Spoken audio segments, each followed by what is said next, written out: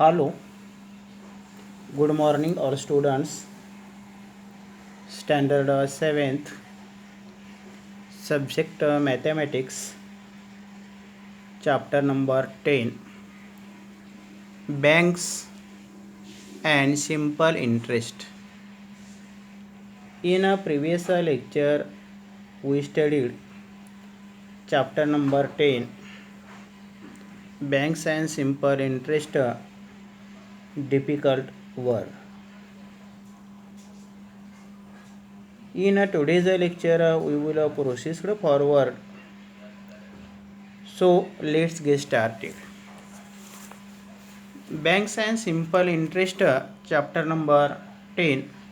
तर let us recall म्हणजे जरा आठवूया असं सांगितलेलं आहे आपल्याला या ठिकाणी. A bank is a government recognised institution that carries out transactions of money. म्हणजे bank is a government recognised institution that carries out transactions of money. Banks make it easier to plan the use of money, that is, to do financial planning. To do financial planning, we can either deposit cash money in a bank or withdraw cash from it.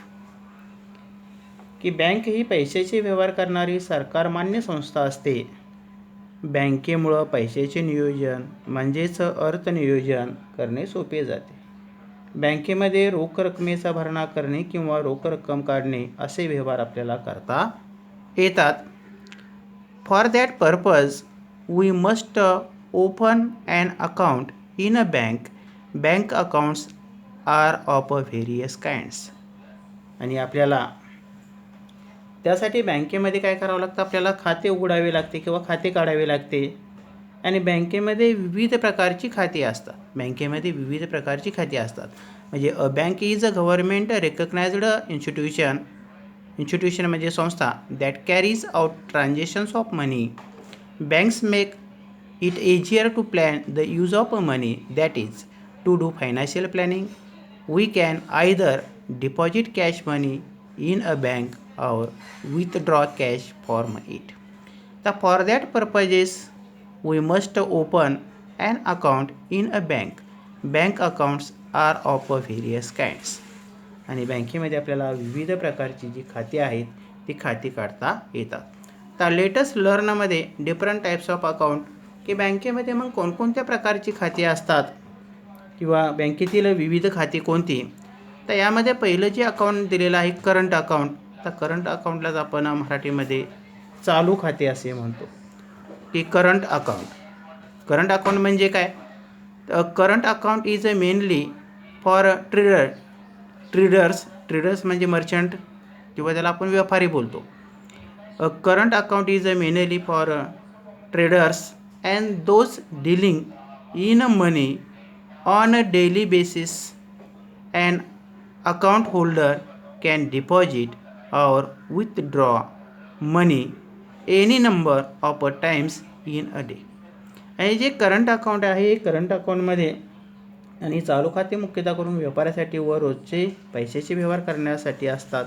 या खात्यामध्ये खातेदार एका दिवसामध्ये किती वेळा देवघेव करू शकतो, की दिवसामध्ये तो किती वेळा पैसे काढू शकतो किंवा भरू शकतो, त्याला करंट अकाउंट म्हणायचं. A current account is mainly for traders and those dealing in money on a daily basis. An account holder can deposit or withdraw money any number of times in a day. The bank issues a passbook and bank issues a passbook for this account and also a checkbook on a demand. म्हणजेच या ठिकाणी त्याने असं सांगितलेलं आहे की bank या खात्यासाठी पासबुक व मागणी केल्यास चेकबुक ही काय करते, देते. म्हणजेच an account holder can deposit दिलेलं आहे त्या ठिकाणी. तर बँक इश्यूम्स अ पासबुक. बँक काय करते त्यासाठी पासबुक म्हणजे छोटीशी वही किंवा पासबुक आपण बँकेचं पुस्तक म्हणायचं थोडक्यामध्ये. इश्यूम्स a passbook for this account and also a chequebook on demand. The bank does not pay the bank does not pay any interest on the money in this type of account. आणि हे जे चालू खातं आहे त्या चालू खात्यावर bank कोणत्याही प्रकारचा इंटरेस्ट म्हणजे व्याज, कोणत्या प्रकारचा इंटरेस्ट त्यावर देत नाही. The money can also be withdrawn or deposited by a cheque. आणि यामध्ये चेकच्या साहाय्याने बँकेत पैसे भरता येतात किंवा बँकेतून पैसे काय करता येतात, काढता येतात. म्हणजेच या ठिकाणी की money can also be withdrawn or deposited by a cheque. जसं करंट अकाउंट म्हणजे काय तुमच्या लक्षामध्ये आलं असेल. आणि हे जे करंट अकाउंट आहे हे करंट अकाउंट शक्यतो करून जे व्यापारी लोक असतात ते काढतात. आणि हे व्यापारी लोक त्यांना दिवसामध्ये ते कितीही वेळा पैसे ठेवू शकतात किंवा कितीही वेळा काढू शकतात. आणि यासाठी बँक त्यांना पासबुक देते, शिवाय मागणी केल्यास चेकबुकही देत असते. तर यामध्ये की चेकच्या साहाय्याने बँकेमध्ये पैसे भरता येतात किंवा बँकेतून पैसे बाय हँड काढता येतात. त्याला काय म्हणायचं, current account.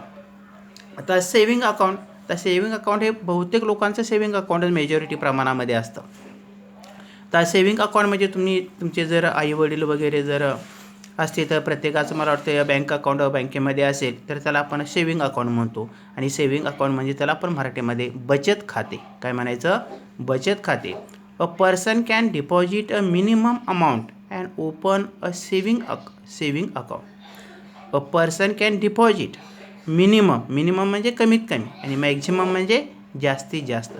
A person can deposit a minimum amount and open a saving account in a some banks. No minimum amount is required for opening and account. तर खातेदाराला ठराविक रक्कम बँकेत जमा करून बचत खाते काय करता येते, उघडता येते. तर काही बँकामध्ये काही रक्कम जमा न करता खाते उघडता येते. महिंद्रा कोटक बँक कशी आहे, खातं ओपन करण्यासाठी झिरो बॅलन्स, की कोणतीही रक्कम न भरता तुम्हाला महिंद्रा बँकेमध्ये खातं ओपन करता येते सेविंग अकाउंट. म्हणजे a person can deposit a minimum amount and open a saving account in some banks. No minimum amount is required for opening and account. The bank pays some interest.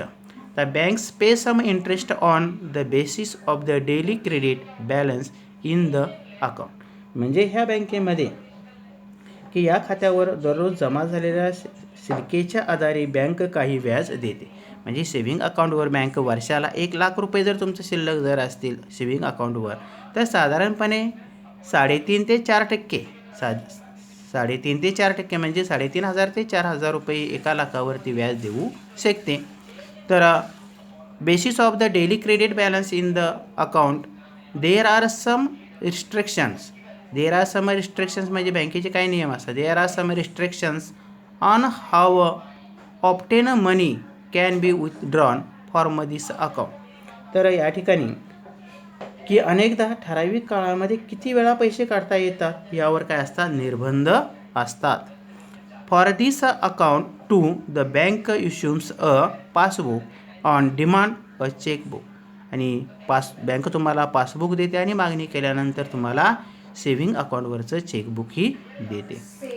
आता या ठिकाणी त्यांनी काय सांगितलं आहे की खातेदाराला ठराविक रक्कम बँकेमध्ये जमा करून बचत खाते उघडता येते. काही बँकामध्ये काही रक्कम जमा न करता खाते उघडता येते. या खात्यावर दररोजच्या जमा शिल्लकेच्या आधारे बँक काही प्रमाणामध्ये व्याज देते. अनेकदा ठराविक काळामध्ये किती वेळा पैसे काढता येतात यावर निर्बंध असतात. या खात्यामध्ये बँक पासबुक व मागणीनुसार चेकबुक देते. आता बघा, सेव्हिंग अकाउंटच्या ह्याच्यावरून जर आपण क्रेडिट कार्ड किंवा आपण ATM कार्डावरून त्या बँकेमध्ये असेल तर 5 वेळा आपण काढू शकतो पैसे ATMवरून. आणि दुसऱ्या बँके म्हणजे तुम्हाला किती 5 इंटरेस्ट जे आहे ते फ्री दिलेले आहेत ATMसाठी. आणि बाकीचे जर इंटरेस्ट 5 पेक्षा जास्त झाले तर त्यावर काय करते बँक, रिचार्ज लावते. म्हणजे काय करते, त्यावर ठराविक पैसे आकारते. आता ज्या पुढे रिकव्हरिंग डिपॉझिट अकाउंट. तर रिकव्हरिंग डिपॉझिट अकाउंट म्हणजे आवर्ती ठेव खाते. त्याला काय बोलायचं, आवर्ती ठेव खाते म्हणतात. The account holder can be decide the amount to be deposited every month in the account. The bank gives an interest on the deposit which is more than that paid for the saving account. Such an account is a means of a compulsory savings. तर यामध्ये की या खात्यामध्ये दर महिन्याला ठराविक रक्कम जमा करतात. ती किती असावी ही बँक खातेदार ठरवतात. आणि या प्रकारच्या ठेवीवर सुद्धा काय करते बँक व्याज देते. आणि हे व्याज बचत खात्यापेक्षा जास्त असते. अशा खात्यामुळं खातेदाराची सक्तीची बचत होते. Often it is a convenient to have a joint account for say husband and wife, guardians and ward etc. की यामध्ये तुम्हाला काय करता येतं की उपरोक्त खात्यासाठी बँकेत कधी कधी संयुक्त खाते असणे सोयीचे असते. पती पत्नी, पालक किंवा पाल्य इत्यादी. म्हणजेच या ठिकाणी की often it is a convenient to have a joint account for say husband and wife or guardians and ward etcetera besides accounts of business partners. Besides accounts of a business म्हणजे व्यवसाय करणारे लोक. Business partners, housing societies, trust of voluntary agencies etcetera are required to be operated by more than more person. आणि त्याच्या पुढे दिलेलं आहे परत फिक्स्ड डिपॉझिट. फिक्स्ड डिपॉझिट म्हणजे त्याला आपण मुदत ठेव बोलतो. Depositor deposits a certain amount for a fixed period in the bank. That this deposit attracts a greater rate of interest than the saving account. However, these rates are different in different banks. Senior citizens get a slightly greater rate of interest than the usual. म्हणजेच या ठिकाणी की ठेवीदार ठराविक रक्कम ठराविक कालावधीसाठी बँकेत जमा करून ठेवतो. या प्रकारच्या ठेवीवर बँक बचत खात्यापेक्षा अधिक व्याजदर देते. तर मुदत ठेवीवरील व्याजदर प्रत्येक बँकेत भिन्न असू शकतो. ज्येष्ठ नागरिकांना नियमित दरापेक्षा थोडासा व्याजदर काय केला जातो, 1 रुपया किंवा 50 पैसे जास्त दिला जातो. म्हणजे या ठिकाणी फिक्स्ड डिपॉझिट तुम्ही जर 1 लाख रुपये जर फिक्स्ड डिपॉझिट एका वर्षासाठी ठेवलं तर त्या बँकेचा रेट जर 7% असेल तर 1 लाखावर तुम्हाला वर्षाला 7,000 रुपये काय मिळतं, व्याज मिळतं. आता हेच जर फिक्स्ड डिपॉझिट तुम्ही अदर सरकारमान्य संस्थेमध्ये जर ठेवलं म्हणजेच पतपेढीमध्ये किंवा सोसायटीमध्ये ठेवलं, शिक्षक सोसायटीमध्ये काय होतं त्याला 9 ते 10% एवढा व्याजदर दिला जातो. किंवा अदर ज्या पतपेढे वगैरे आहे त्यामध्ये व्याजदर काय केला जातो, जास्त दिला जातो. आता ATM credit and debit card. ATM and credit and debit card म्हणजे काय तर ॲन ATM. आता ATMचा जो फुल फॉर्म आहे तर ऑटोमॅटिक टेलर मशीन. ATM आणि ATMचा जो फुल फॉर्म आहे तो म्हणजे automatic teller machine. The card is used to withdrawn cash without going to a bank. म्हणजे ATM म्हणून आपल्याला पैसे काढण्यासाठी बँकेमध्ये जावं लागत नाही. कोणत्याही तुम्ही ATMवर जाऊन पैसे काढू शकता. A credit card or debit card is used to carry out transactions without using a cash. An account holder can get such a card on a request to the bank. तर कार्डाचा उपयोग होतो रोख रकमेशिवाय व्यवहार करण्यासाठी. क्रेडिट कार्ड व debit card वापरता येते आणि ही कार्ड विनंतीवरून त्या बँकेच्या खातेदारास मिळू शकतात. जो राहिलेला भाग आहे तो आपण पुढील व्हिडिओमध्ये अभ्यासणार आहोत. थँक्यू.